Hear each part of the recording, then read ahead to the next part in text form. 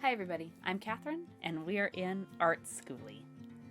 Have you ever had an idea to make somebody something for like their Christmas or birthday or holiday, and then you realize it's either way more that you bit off more than you could chew, or life gets in the way? Because that happens to me. I promise I have good intentions. But sometimes just several years ago, I'm not even going to say how many years ago, because I don't remember.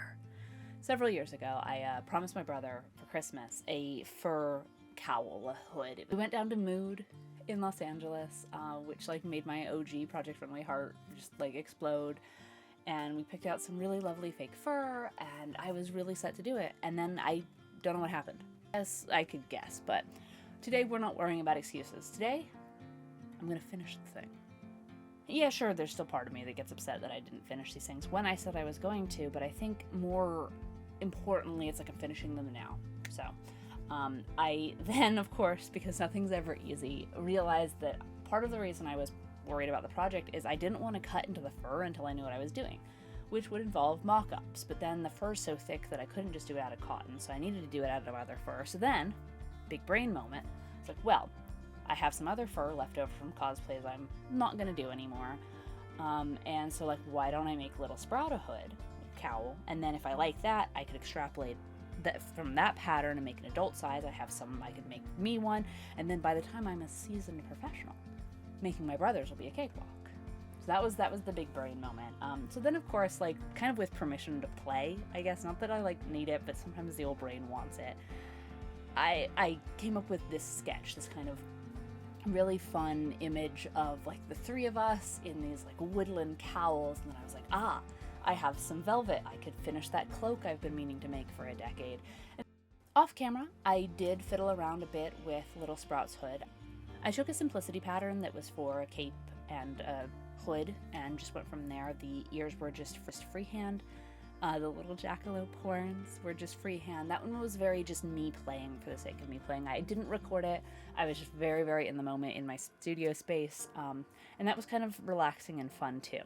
So with Little Sprouts under my belt, I felt a lot more confident in going ahead and doing the adult hoods. Don't let yourself get stressed out about these things. Just try it, because it's always easier to finish making something you've started than to worry about finishing something that you've never even put anything but stress into. So with that, let's get going.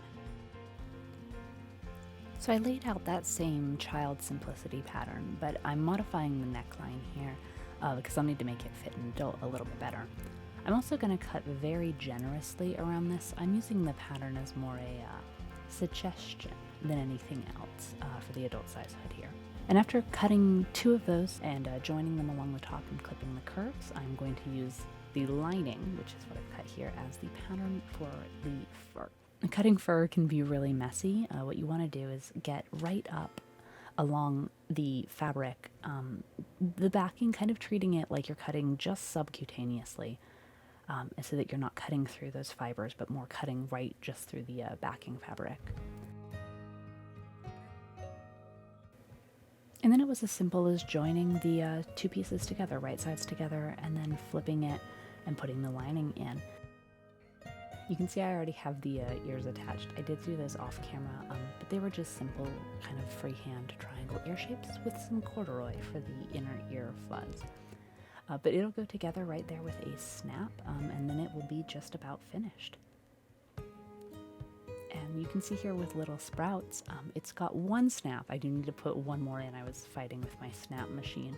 But you can see that the whole thing's really come together, and it's now a wearable little hood. I love the antlers so much. And so I've got one more to make, and that is mine. I went a little out of order here, and went ahead and did my brother's before I came back to mine because I was having issues with this piece of fur.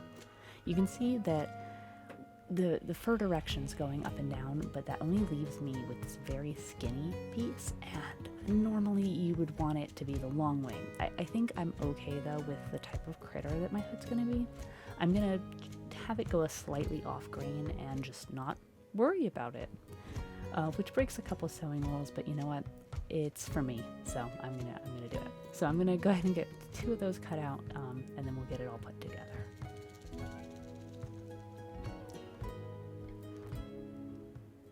You can see again that I'm using the child size pattern and just cutting it very generously, and then going and I'm doing the lining. Now I did this one backwards because I only had so much fur that it made sense to cut the fur first and then cut the lining, whereas with the others I cut the lining and actually sized it first, like to my person. But on mine I am just kind of making it up as I go along because of the limited materials. So sometimes you just gotta break the rules and hope that your experience will get you far enough that you're happy enough with the result. And big picture, I was happy with this. I could do it better, definitely. But you know what? It's finished. So finished, not perfect. So I'm going to take the lining and dust all that fur off, put the two right sides together, and then I'm going to put that into the sewing machine and sew along those edges. I'll be doing the same thing with the fur as well, and then to sew it together, once you've got your lining in one piece and your fur in one piece, then you just essentially trace the edges on your sewing machine, again, right sides together, leaving an opening, kind of like you're sewing a stuffed animal, and then you'll pull the whole thing right sides out, and you'll be ready to go. With the hoods nearly put together, I decided to bust out the velvet and then add a cape.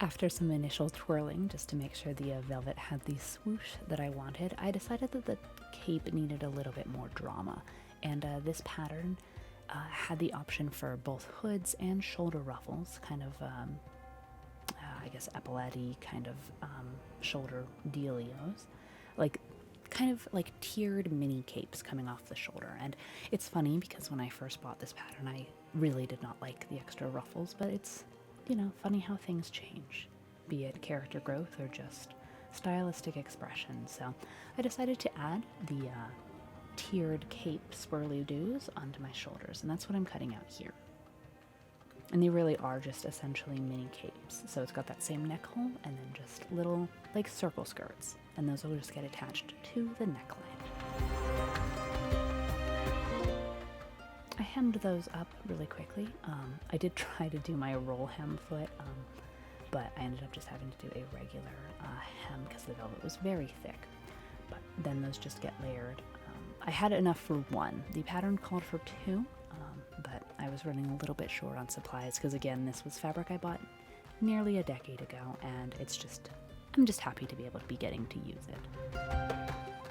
So I pinned those together at the neckline, and I will get that all stitched on.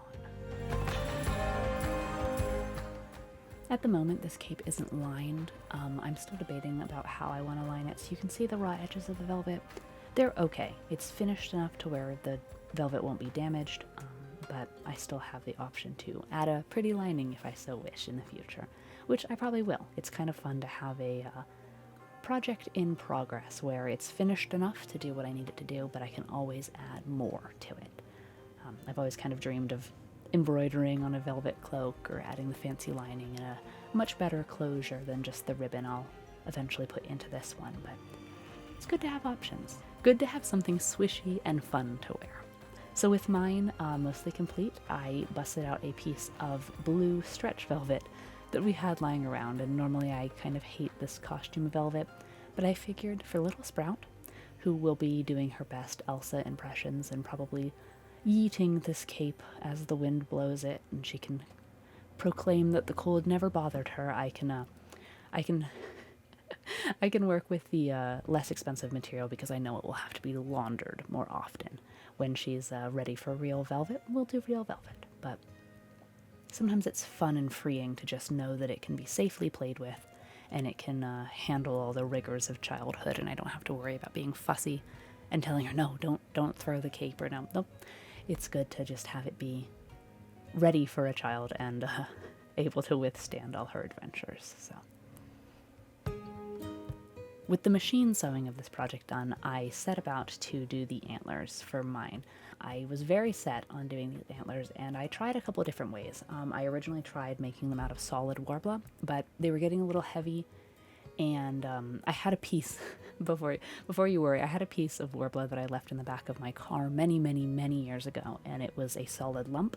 I had been kind of sawing chunks off and shaping it much like clay, but it wasn't quite giving me the effect I wanted, and I ventured out to Michael's and saw that they had a discount Halloween headband, and it had little tiny antlers on it. And I knew that would be a better base, so what I did was I took the kind of hollow injection molded plastic antlers off the headband and then added to them with my warbler so I could give them a custom shape, beef them up a little bit, make them a little bit bigger, and then also just have them feel like they were handmade. Not that there's anything wrong with finding something right off the rack, but I had a very specific look in mind, but it's nice to be able to have help achieving that instead of having to start from scratch. So use what you can find. It's always, why reinvent the wheel? And this gave me the structure without having all that weight. So these were done on live stream. So if you guys are on Twitch, I'll drop my links in the description below. It was really fun to do these live and be able to answer questions. So if you guys are ever on Twitch, please join me. So you can see I just took some fake fur and some felt and stitched up the ears, and then I was able to paint the antlers, give the antlers a nice coat of paint, and attach them. And now it's time for the reveal.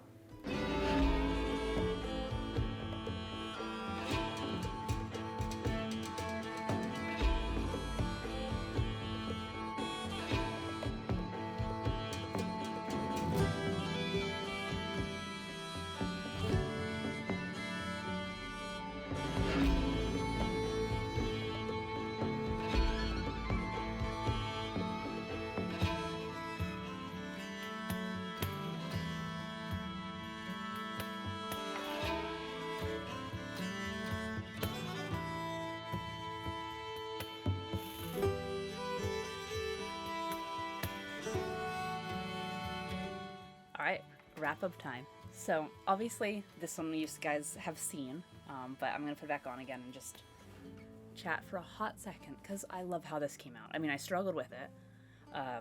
The antlers did not want to stay up, but I was able to put some wire in and make like a little headband, and that made a significant difference in how this one played. But I'm really happy. It's funny, it's silly. Honestly, the feeling I get when I wear this is that I'm in a theater production. When I was running around in the cape before the ears and the antlers were on, I had showed the footage to some friends, and they thought maybe I was Prince Adam from Beauty and the Beast. So I was like, I can live with those vibes. They feel very theatrical, and I love that. In case you didn't get a good enough look in the reveal, I know it was dark and spooky, we were going for aesthetics. This is Little Sprout's hood, and it's really fun. I like how it turned out a lot. I love the antlers. I love that she matches my stag, and she's my little jackalope, and it works out perfectly. And then I know that this one did not appear in the reveal.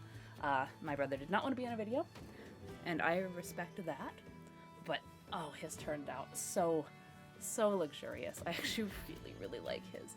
And it's proportioned for him. He's taller than I am, and it looks like a nice mane, and it sits on his shoulders. So you have to pardon the fit on me, but I love the way that this one, so it's got this beautiful red wolf fur, and it's so lovely.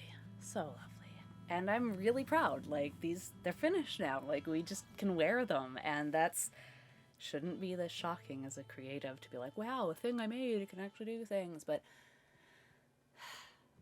I think that's something that I don't ever want to lose, actually, is just that feeling of, hey, I made something and it actually works, because that's kind of why I do this. So, wow, shocking. But on the other hand, wow, shocking. I made these. I made these, and it's cool. But also more so, I made something and it was something that somebody wanted. This was what my brother asked for Christmas, and now I finished it, and now Little Sprout gets one, and I got to prance around and be a foresty, stag fawn creature, and it made me happy. So yay, do things that make you happy. especially this last couple years, like, you know, bring some joy to your world, bring some joy to people, like, make things, make good things, make things that tell stories. I mean, like, just have fun with it, you know? And I also love that I got to use up some materials that, like, I've moved countless times and never really got the chance to enjoy, and now I'm enjoying them, you know? Like, so I feel like things are settling into place, and that makes me really happy. Like, so thanks for watching. If you like what I do here, please like and subscribe. The bus's doors are always open, and you are always welcome on board the bus. I hope whatever you guys are making, make it a good one, and I'll see you next time. Bye.